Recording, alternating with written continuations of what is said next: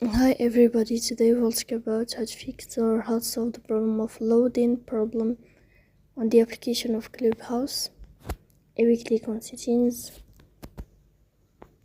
in this page you can click on apps, default apps, app settings. When above you can search about Clubhouse and you will enter. Then you can click on first stop and you can click OK.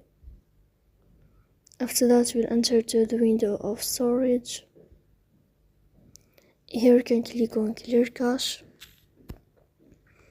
In the end you can turn off your Wi-Fi and you can turn on your Wi-Fi again to fix that problem. So please don't forget to support us by like and subscribe. See you next time in another video and thank you for your attention and your watching.